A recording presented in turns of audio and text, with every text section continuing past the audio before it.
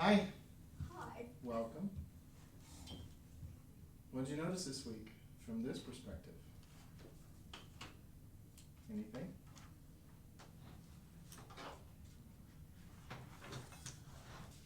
All right, let me offer a perspective.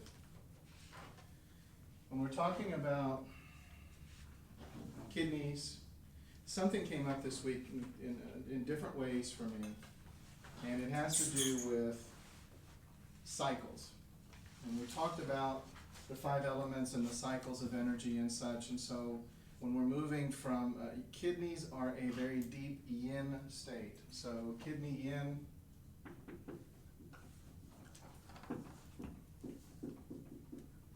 right, and if you look at the apex of the fire cycle, the apex of the cycle is heart. So that's the apex of yang. So if you look at winter and summer, okay? So if I draw just a basic circle and divide it down the middle, you know, I've got the winter equinox here, summer equinox here. Make sense? And so if you look at it from a yin-yang cycle,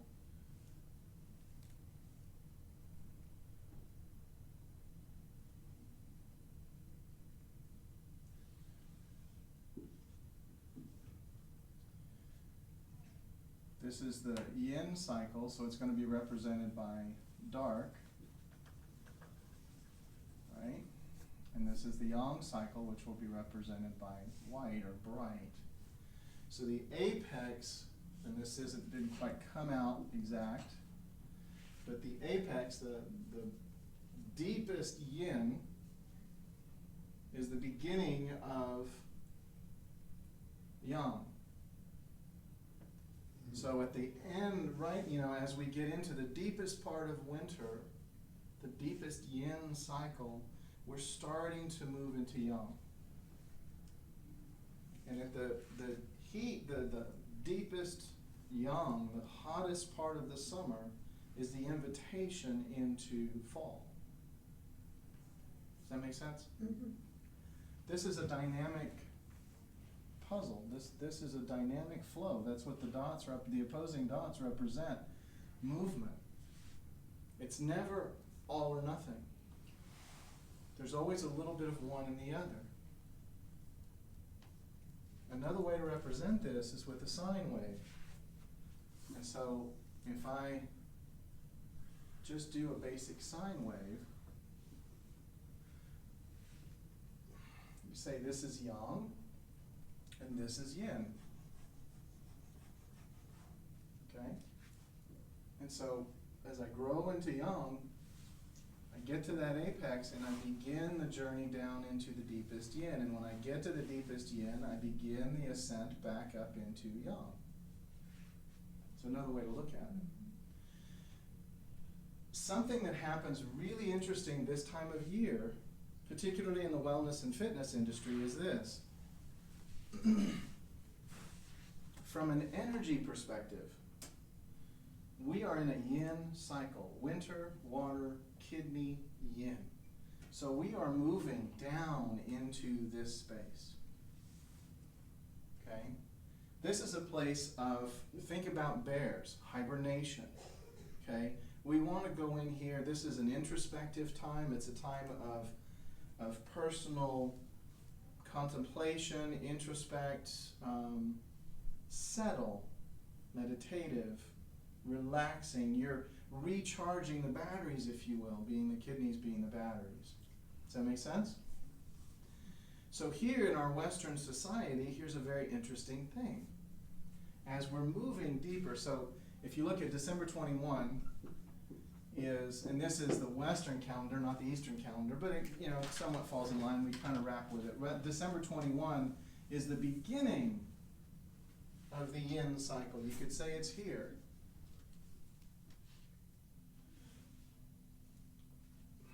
March 21 would be here. Okay?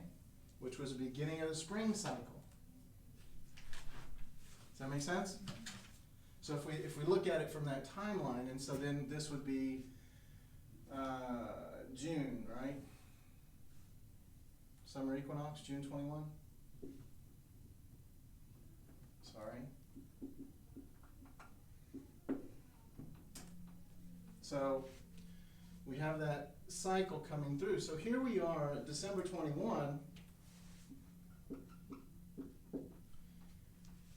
invited to go inside, to become quiet, to become settled, to nourish, to restore, a recharge cycle in preparation for springtime, which is a cultivative, it's an expansion. Okay? What happens December 31st? Right? We have a New Year's celebration. And then what happens January 1st? You know, I've been working in the wellness industry, fitness industry, martial arts and such since, well, I mean, I started training in '78, so it's been a while. And there's always an influx of students between January and February at the fitness centers. You know, that you can't, the regulars that are there year round can't get into the damn place. So they're just like, screw it, I'll start my training in March because all the wannabes are gone. Fair? Right. So here we have, and this is where I see the problem with having a New Year's resolution about wellness and fitness, not about wellness, about fitness, in the middle of a DPN cycle. So what you have is you have a drop, your energy and your nature is wanting to go into a restorative state, and we're being told we need to go into a rejuvenative state.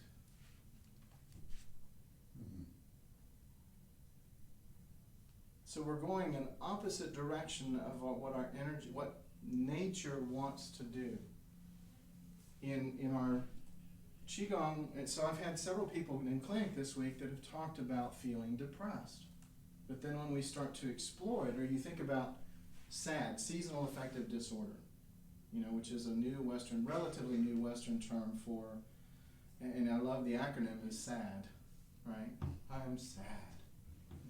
Well, could it be that you're following the cycle that your body knows to do, which is go into a restorative state? And the more we fight that, so I'm going to draw this out.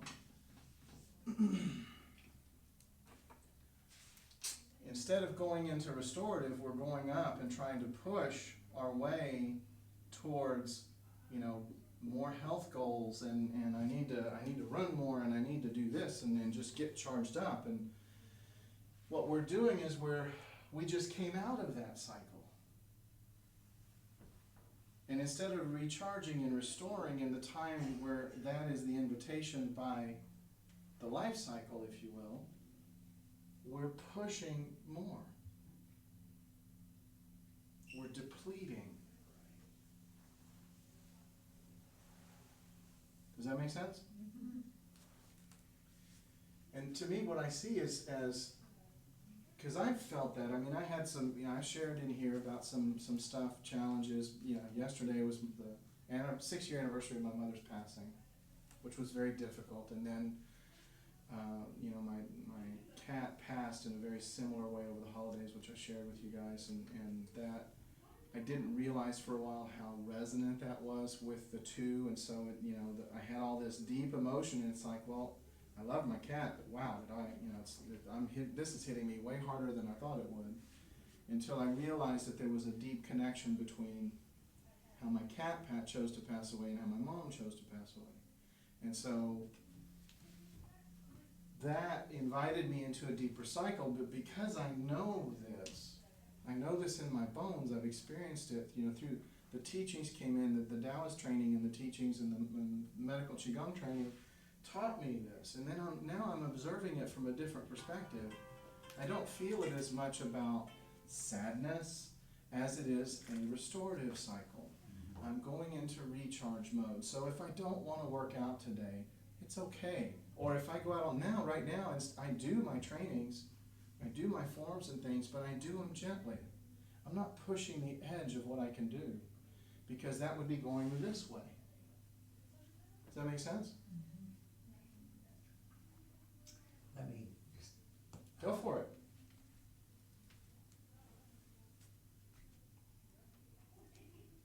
What I'm hearing is there's the way I'm going to use the word nature, restoring, hibernation, regrouping, expressing, growing. My mind's going a little bit different from the energy of the world into the judgment about energy. So where I'm going is, if I'm not feeling energetic, enthusiastic, expressive, I'm looking at that as another way of being in the world. There's room for that.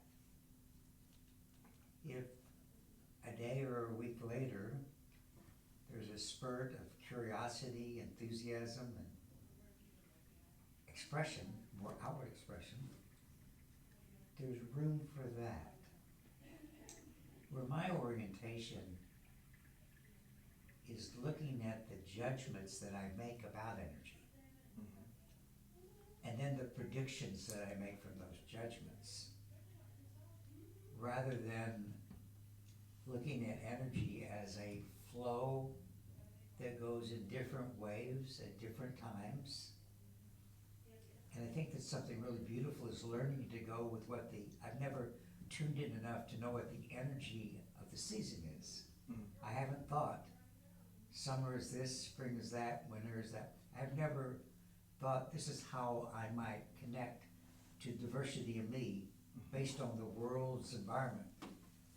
What I've always struggled with is the rigid judgments that I make about this or that, rather than making room for it to be allowed. Right. And what you're looking at is a binary version of yin-yang, which is either I'm right, or I'm wrong. Yeah. It's good or it's bad. Yeah. And that's why you hear me say so many times, it depends. Right. Because it's and this goes into the neurological thinking that we get into, where all of us in here, all of us on the planet really are experiencing stressors. Stressors mentally, emotionally, physically.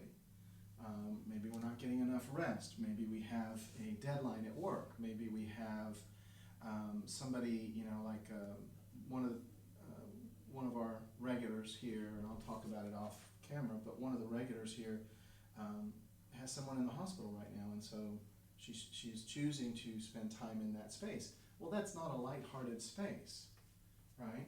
And so we all have these cycles and ebbs and flows, but we make, like you said, Richard, we make judgments about it. We become black and white. So if I'm feeling a little bit sad, well, then I'm depressed. Yeah. I'm always sad. I'm right? Or if I'm feeling happy, well, it's not going to last, because we always tend to go into this, we tend to head this way. This is downhill. But we create these judgments. If I'm anxious, I'm going to be anxious for the rest of my life. If I'm angry, I'm going to be angry always. Right?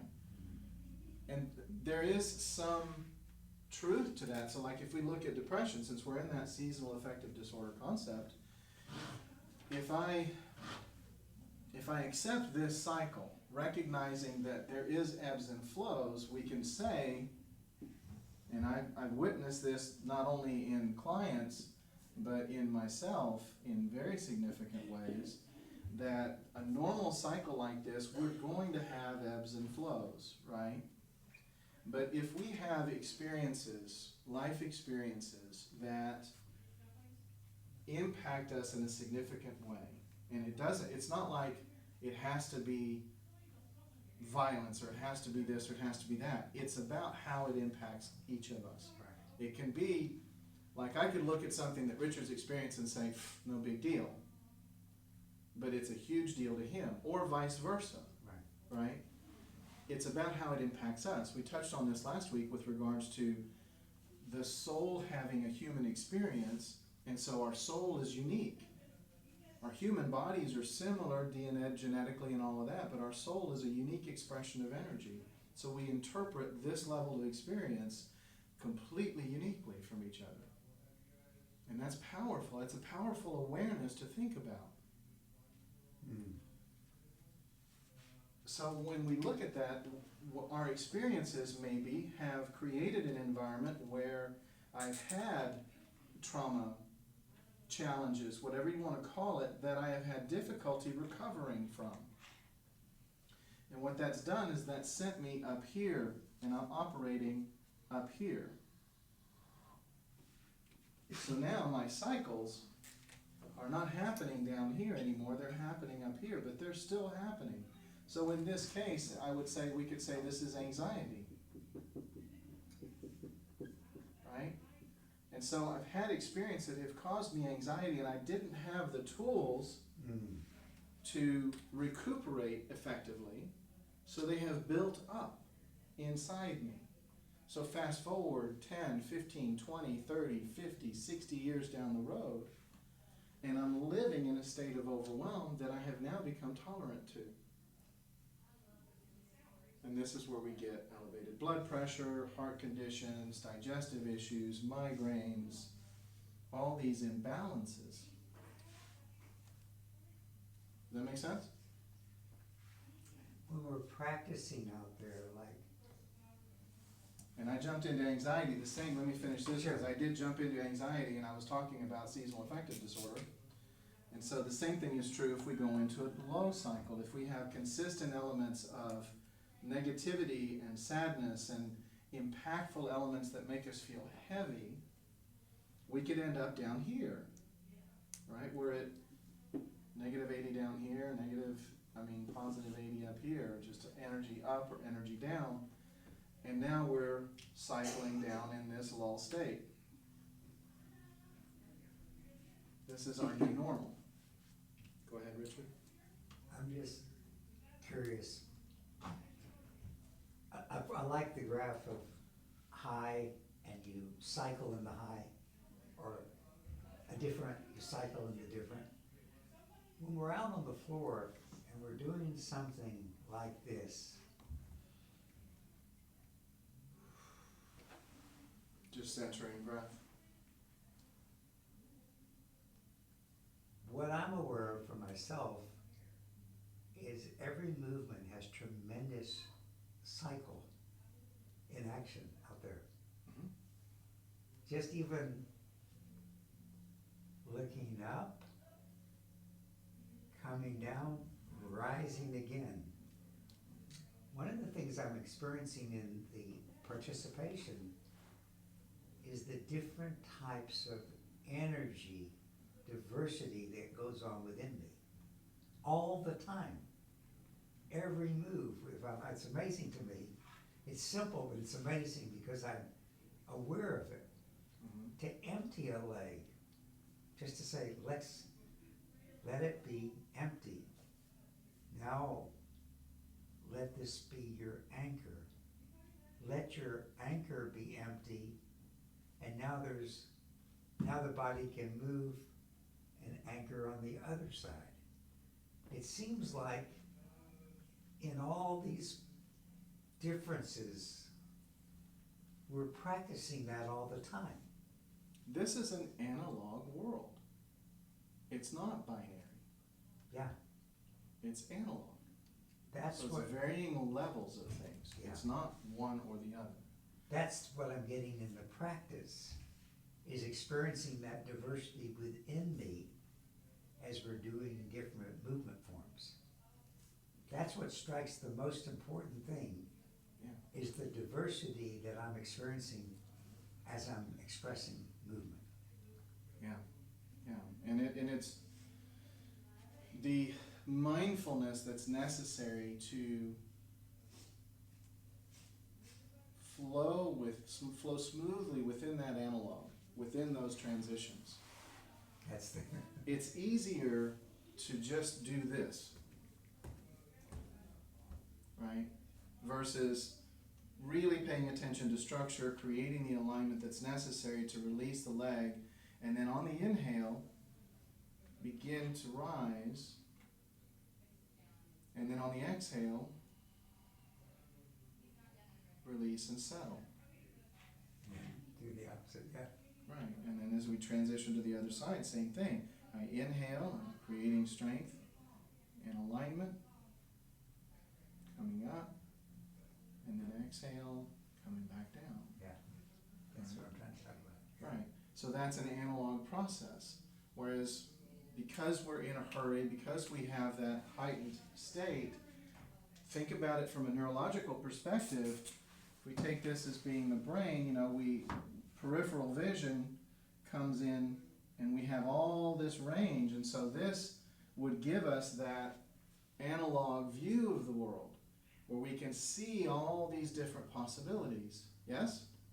Follow me? The more stressed we are,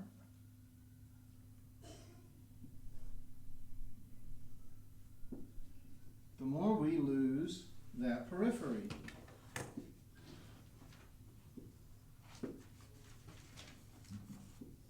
And we end up in this very binary, black and white mindset.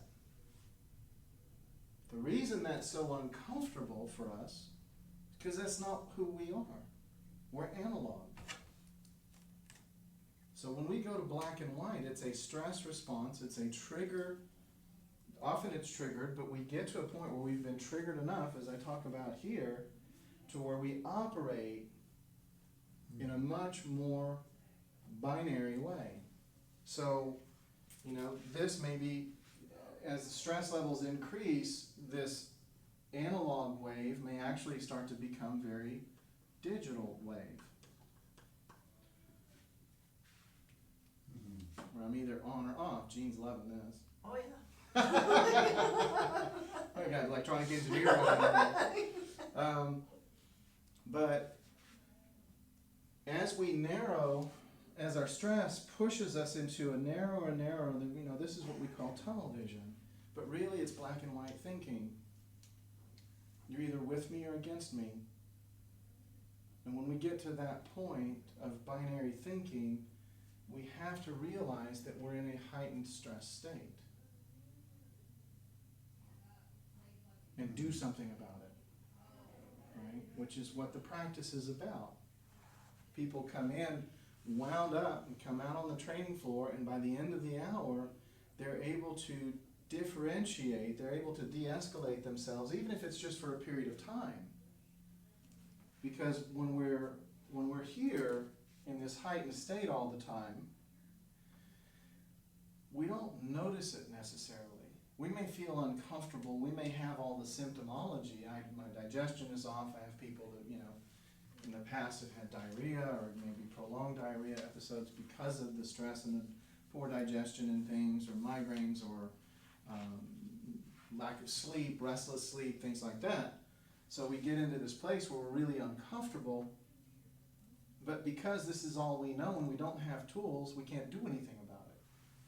And most of us aren't aware. I can't tell you how many cops or military personnel I've worked with that didn't realize that they were different, operating from a different place than the people they're working with, than the community they're working with. I had a cop tell me that this week.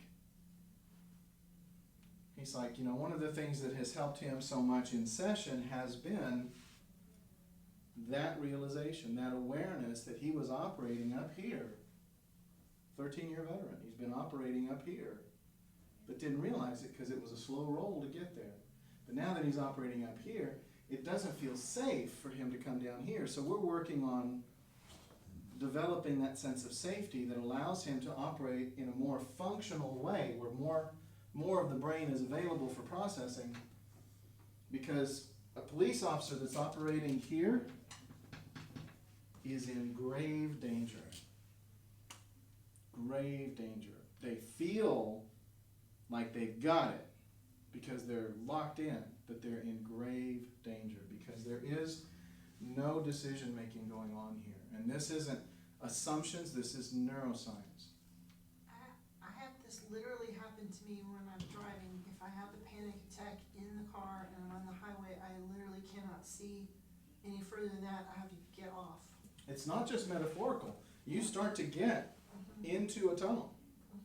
Your periphery starts to lose focus and you get fixated.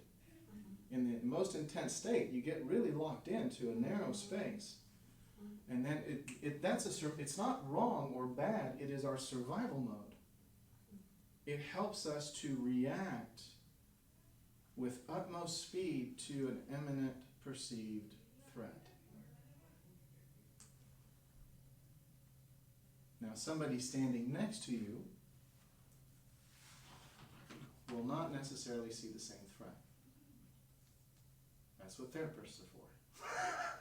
And so the thing is, in the police officers that I've worked with, there was many of them were partners, and one team on site with another team that had not been through the program, and one of the officers came back and shared a story where he saw, from his side view, if you will, he saw this officer starting to go here, starting to lose perspective, starting to go black and white, and he was escalating the person he was interviewing.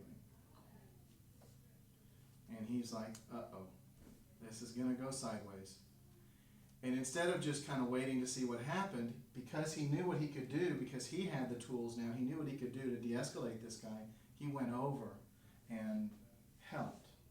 And it took a really escalating, dangerous situation and settled it. Yeah. I think it's really fun, useful when I'm about to say something that has emotional stuff for me to somebody. Mm-hmm. I've invited myself to write out what I'm going to say, and I close my eyes and I read it as best I can understand in the role of the other. To see as best I can understand how the other would be receiving what I'm wanting to say to them. And it's a very alarming observation. Alarming? Yeah, for me.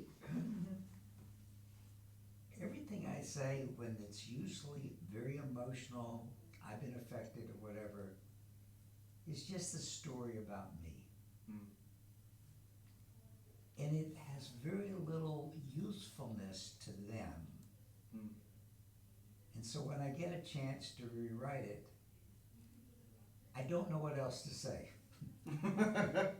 So what I did is I just said, I love you. Have a great day. And I left feeling so happy that I could feel love for that other person. And there wasn't anything I had to offer except to bring myself back home. That can be really good if you're coming home to a place that feels grounded, as opposed to, because what you're describing could also be interpreted as an avoidance mechanism. I'm not saying it is, but for everybody that could be also an avoidance. Well, I just won't say anything. But then the voice gets stifled, and we start to lose our power. And power has nothing to do with imposition, imposing yourself on somebody. Power has to do with just being able to say, this is my space, and I have a voice, and it matters. It matters to me, and whether it matters to you or not is okay.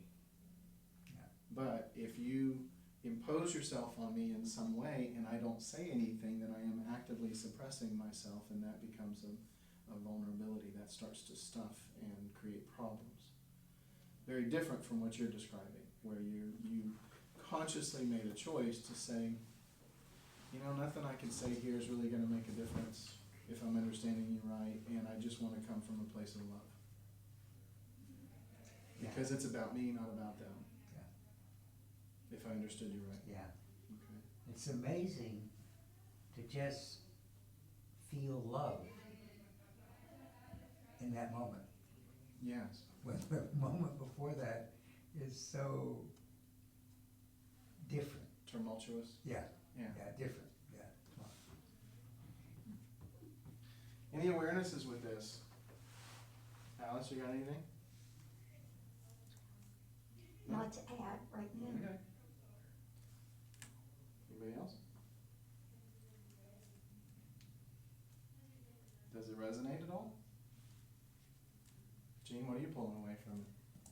You're gonna run out of ink back there. Yeah. I just realized I have a sister with really serious health problems, and she, in one way, she functions better than I do. Then she gets up every day and goes to work at a very stressful job. I don't know that I could hold down a job like that teaching kids, but she's got constant migraines, IBS, all kinds of different things, and I never really thought about that's the level she's operating at.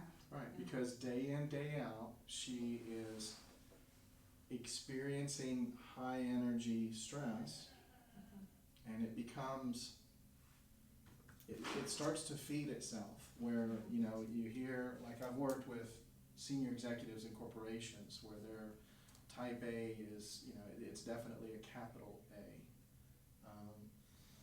And they don't feel that they're effective unless they're pushing this envelope up here.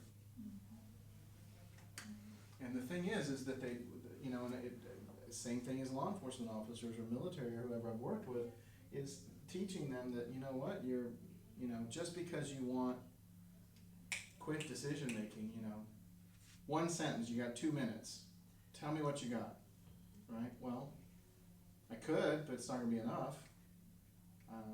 Not to make an intelligent decision, a perspective-driven decision, but they feel, we have a tendency when we get up into this, and remember, this comes with not only elevated heart rate, blood pressure, digestive issues, IBS, you know, so it starts out with acid reflux, and then it moves into ulcers, you know, gastritis, irritable bowel syndrome, Crohn's disease, colitis, as it starts to escalate, right?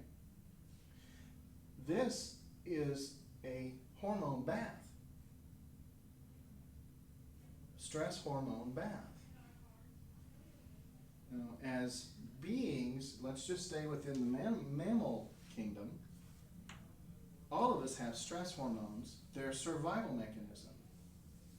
So if a lion is in the brush watching zebras drinking at the watering hole, looking for the one that she's gonna target, lioness, because they're the hunters, the men are just lazy sitting in the back. Bring me food, woman. Yeah. So she's in the grass, hasn't been seen yet, watching a zebra. Picked her target, okay? Her adrenaline is starting to go up. Her stress hormones are starting to kick in, but for a very different reason than what the zebra's gonna experience in a moment when she jumps out of the brush, right? Same hormones are coming into the body. So the reason behind the stressors is irrelevant to the chemistry in the body. Now, what's really interesting about like the animal kingdom, see, to me, we're the least evolved mammal on the planet.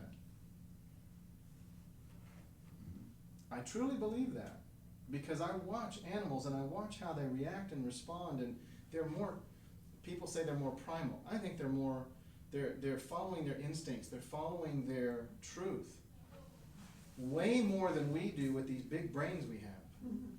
We make up stuff. We make up truth that doesn't matter to our being. Think about awfulizing as catastrophizing or awfulizing as a, you know, form of entertainment. We seem to make it a form of entertainment in our own brains, where we start to think about what possibilities are out there, and then we start to what if ourselves into a tizzy, and all of a sudden we've got a headache and we need to go lay down. Or I can't eat, I'm not feeling well, right? If you go back to the lioness, she's in the grass and she's watching. She's locked onto a zebra, maybe an older zebra. Maybe she, doesn't have a choice. It's the closest one. Boom, she's out of the grass. And the zebra's like, oh shit, and takes off, right? I'm done drinking. I gotta go. So now there's a chase on, right? We've seen this on National Geographics and whatever. We're not gonna let her catch him. So just relax. There's a chase. Well, the lion is a sprinter, right? Whereas the zebra has more endurance with a run. So the lioness is going to get tired. She's going to go back into the brush, rest, and wait for the next time. Well, as soon as the zebra realizes she's not chasing me anymore, he's going to stop and do something really interesting. Wow, that was close. I'm thirsty. And then go back to water. Maybe not the same watering hole, because that one, bit. That one had teeth. But they shake. They're releasing the stress hormones. My dog does this. She's a therapy dog, so I take her to, I took her yesterday to a senior center, but they also have preschoolers that are just learning how to pet a dog. And so about 15 of them will come by and they're all patting on her, and she just stands there. But as soon as they're gone, she does that and resets herself. Yeah. Well, there's two reasons why she's going to do that. If she's feeling stress, which as a trained therapy dog, she may not. She may stay grounded, but she's going to feel all their energy. Yeah. And it gets kind of... Yeah. Get it off! Yeah, I can tell the difference too, if it's just a reset or it's I need to leave now. Yeah, okay. So you're able to perceive when she's feeling stressed versus Yes. when she's just feeling dirty, Right. right? Mm-hmm. I need some hand cleaner. It's amazing the reaction of this dog. I used to think when Maggie ran up and licked my face and put her arms on my shoulders and I would pat her. Clearly not a Chihuahua. No. Black Lab. I thought, wow, that dog really likes me. And then after a while, I said, it's not about liking or not liking. I started to think, I don't really want that for Maggie.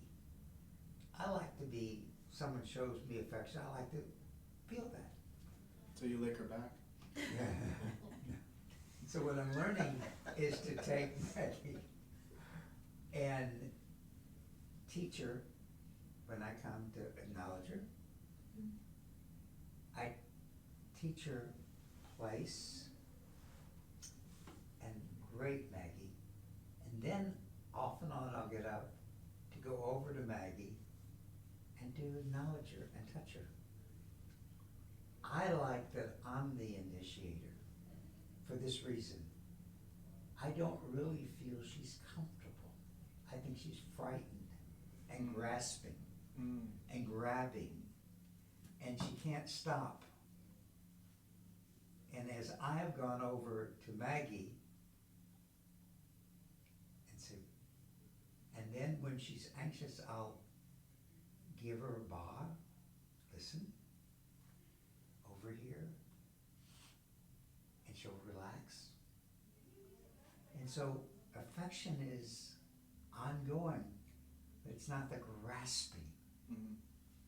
And I began to say that, I told Jen, I said, that's more to me from fear, that it's not gonna last, rather than from,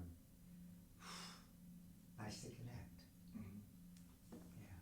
Grasping is a good terminology, and particularly for what we do here, is that the most peaceful place in this cycle, this evolution, right, is in this area. Not December 21st particularly, but if you're able to cycle within this realm, not going into overwhelm or underwhelm, you're cycling within the realm. So the closer you are to that center, more in this area, Gotcha. the more grounded you are. Right? When we talk about grounding, and we've got the workshop on Sunday where we'll focus on grounding for a few hours. But the more grounded I become, the more this becomes, one discernment I use as an example is the eye of a hurricane. Mhm. So you have this chaos all around you. In my emergency response work, I had the opportunity,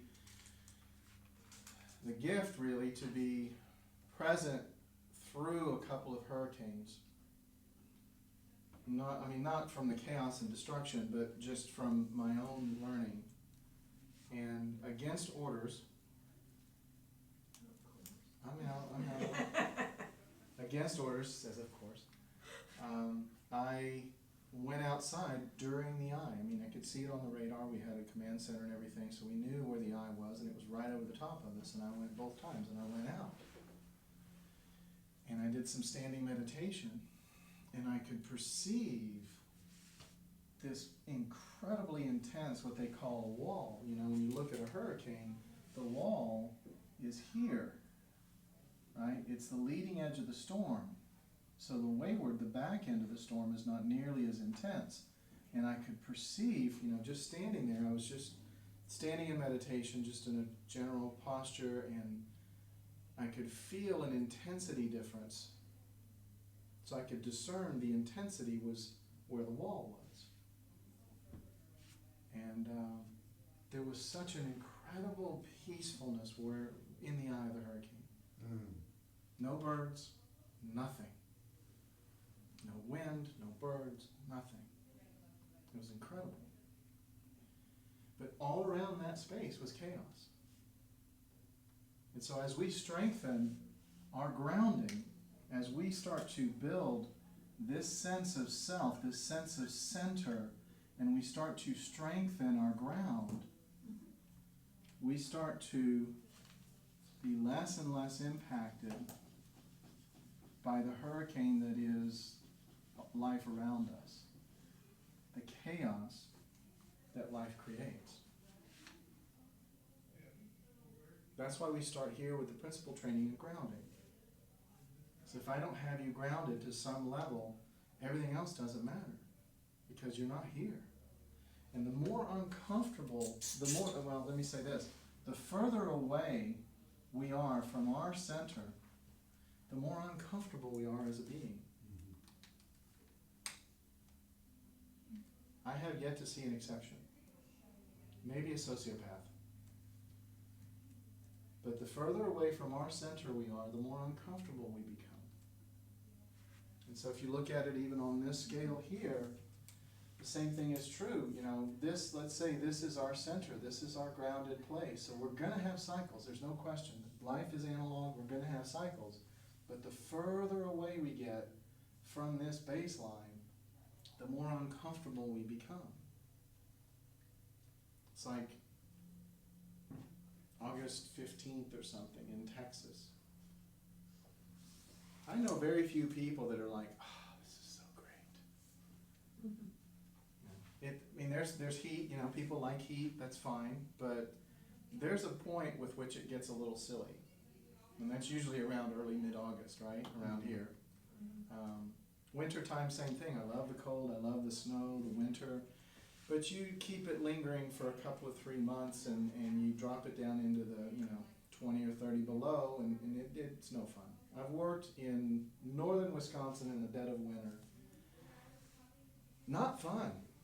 It feels like every molecule of heat in your body is leaving. It's like death is imminent. I have to go. So when we look at going back to kidney, yin, winter, give yourself permission. Give yourself permission to settle. That doesn't mean Raggedy Ann. It can be very intentional. You can do deeper meditations. You can do, like I was saying before, I'm still doing my Tai Chi forms, I'm doing my Qigong practice, but I'm doing it lighter, gentler. I'm focusing on kidney energy. I'm focusing on opening up the back channels, urinary bladder and that, to be able to nourish the area that's asking for attention. Does that make sense? Yes. Rest a little bit more. Drink warm things. Soups, bone broths. things like that, to be able to nourish. Kidneys like salt. Not a lot of salt, but salt. Minerals. To work on balancing the hormones. Work on grounding. Right? Questions? I'm sorry, I forgot your name. Alice. Alice. There's something you said about 3 weeks ago. Good, Richard. I want you to help me with it, that's why I'm asking you. You said something that struck me. I can't remember what I said 3 minutes ago. Well, I have a gift of things connecting Yeah, no, that's good. in certain ways, and then I don't know where my keys are tomorrow. But that's just part of it. It was like you were describing, I try to look at something through the eyes of the other. I try to look at the impact on someone else to guide me of what I need to do. There was something about the awareness of another that was really focused in helping to guide the way you made choices. Does that fit at all? Mhm. Because that's somewhat the way I work. Because especially with my siblings, I've learned, I'm the second oldest. Right. I tend to have always viewed how they're feeling, what they're really going through, and then I balance my life.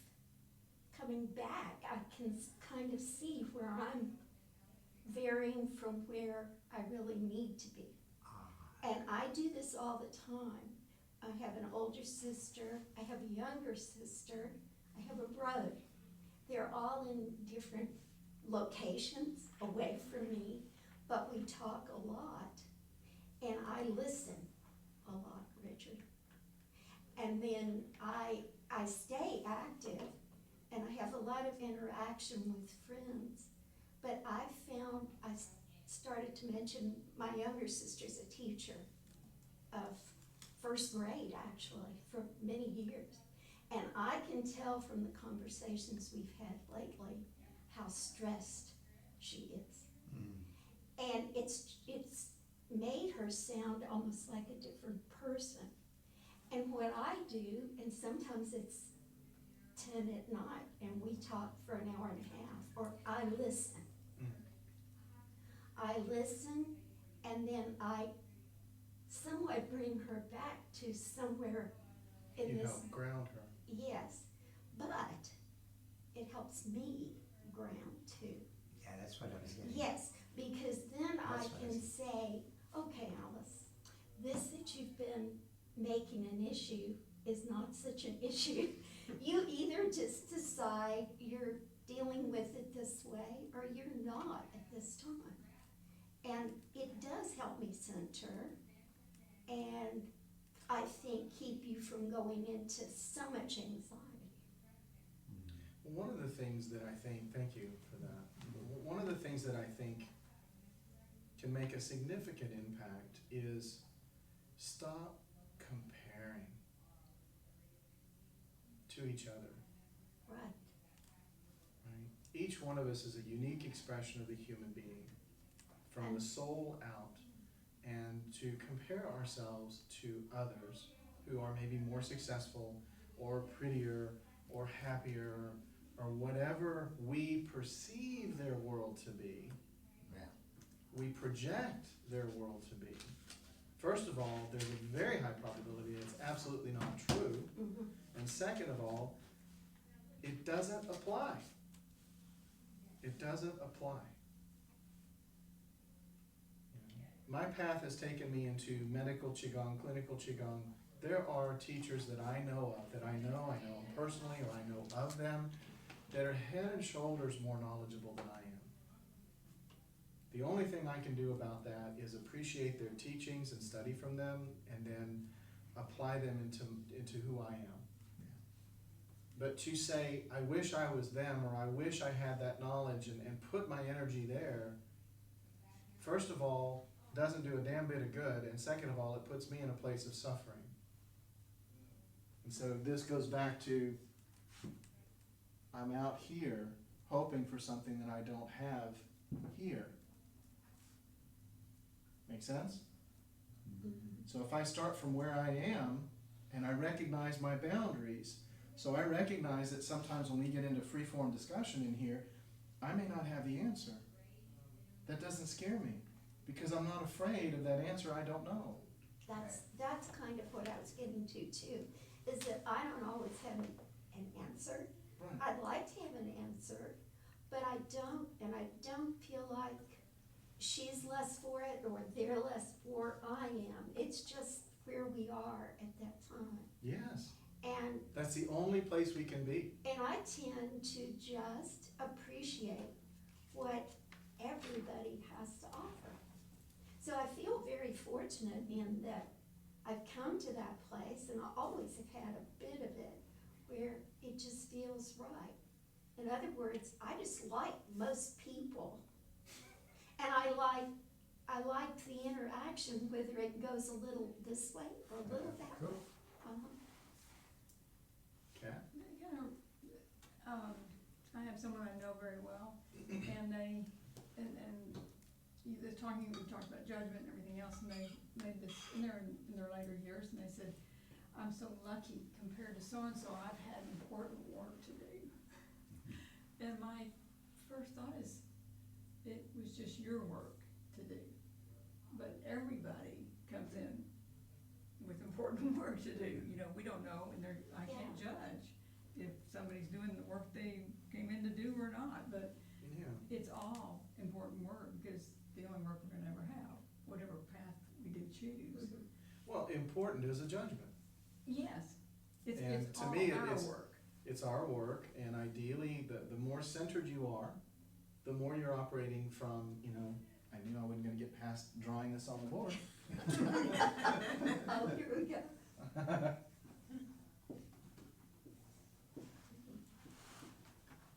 The more grounded we are, the more open we are, through this, the more heart-centered we can be, right? So if our mind is quiet, our emotions are settled, our body is relaxed and grounded, then we have access to our heart energy. When we're working from that heart energy, when we're grounded and centered and working from the heart, that's the work. I'm one of 7. We were raised by the same 2 people, but we did not have the same parents. Yeah. Yeah. You know, Yeah. because one of the Greeks said you can't step into the same river twice, because it is a dynamic world we're in. It's always different. Man They cannot were set different. foot, the quote is, man cannot set foot in the same river twice, for it is not the same river, and he is not the same man. Mhm. And It's cool. It is. the It's a good philosopher, reminder. it is, but the Uh-huh. philosopher, I'm certain it applies to women too, but the philosopher starts with an H, and I keep wanting to say hermiculite, but I know that's not right. It's Heraclides or something. Heraclides, yes, Yes. I think it's the only quote attributed to him, but it's a powerful one. My grandfather had that in his little It's Bible. beautiful. Did he really? Yeah. Oh. Because, this, again, it goes back to being analog. We're riding a wave. We're on a flow. We're moving through time. Never forget when I went to my sister's house before a job interview, and I felt really stirred around and nothing mattered. And I called my sister and I said, Barbara, what did you have? I had a lot of those brownies last night. She says, oh, I put some marijuana in it. I said, Oh, my. okay. Anyway, I said, but I have a job interview at 4, and anyway, I went to the job interview. I was feeling very mellow. And the guy asked me this question, he says, we've heard a lot of da-da-da, kind of like ready for a big question, and it said, how would you go through all this diversity of children and their needs and set up a plan, and where would you start? And I just sat there and I really had no idea.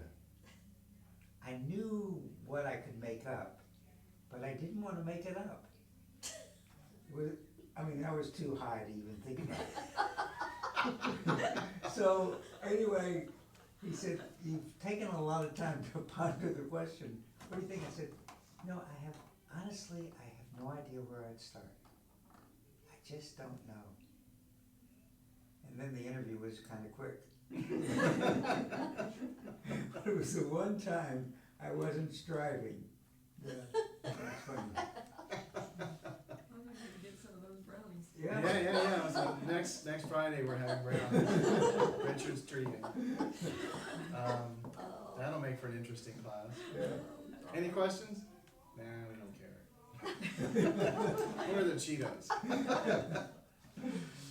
Other questions? As always, thank you very much for your time and attention. Yeah, Thank you.